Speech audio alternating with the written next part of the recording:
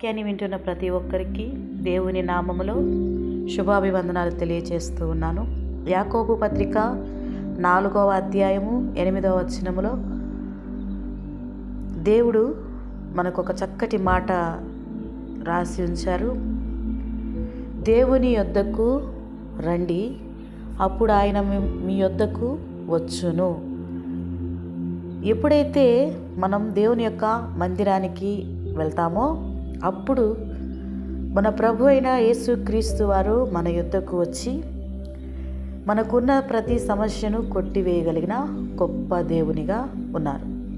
మంటి బలిపీఠమును నా కొరకు చేసి దాని మీద దహన బలులను సమాధాన బలులను నీ గొర్రెలను నీ ఎద్దులను అర్పింపవలెను. దేవుడు ఏమంటున్నాడంటే మంటి బలిపీఠాన్ని కోరుకుంటా ఉన్నాడు. ఎందుకు దేవుడు మట్టి బలిపీఠాన్ని కోరుకుంటున్నాడు? ఆయన బంగారాన్ని, వెండిని,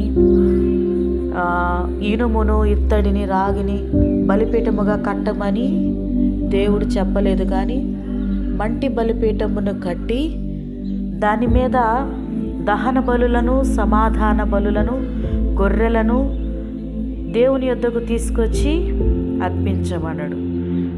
దహన బలి అనగా దేవుడు మంటి బలిపీఠాన్ని దేవుడు ఎందుకు కోరుకుని ఉన్నాడంటే, మంటి బలిపీఠం మీద బలులు అర్పించినప్పుడు ఆ మట్టి తడి తగలగానే మెత్తబడుతుంది.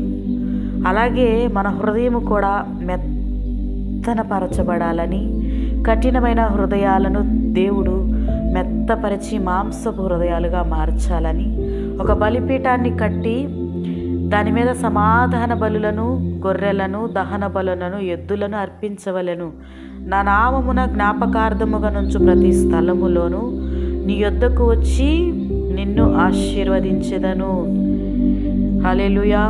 మంటి బలిపీఠం కట్టి దాని మీద ప్రార్థనా ధూపాన్ని వేసి దాని మీద స్తుతి ధూపం వేసినప్పుడు మన హృదయాలు మెత్తపరచబడి మన హృదయం కఠినత్వము లేకుండా మన హృదయంలో దేవుని వాక్యాన్ని నివాసం ఉంచుకొని దేవుని యొక్క కృపకు మనం పాత్రులు అవ్వాలని, దేవుని యొక్క ప్రేమకు మనం బద్దులు. మన హృదయం ఎప్పుడైతే కఠినముగా ఉంటుందో మనం ఏది కూడా మంచి పని అనేది చేయలేము. ఏది కూడా మన ఇష్టానుసారంగా మనం బ్రతుకుతాం. అదే దేవుని యొక్క మాట వినేవారి హృదయం ఎలా ఉంటుందయ్యా అంటే మెత్తగా, మృదువుగా, సున్నితముగా, చక్కనిదిగా ఉంటుంది.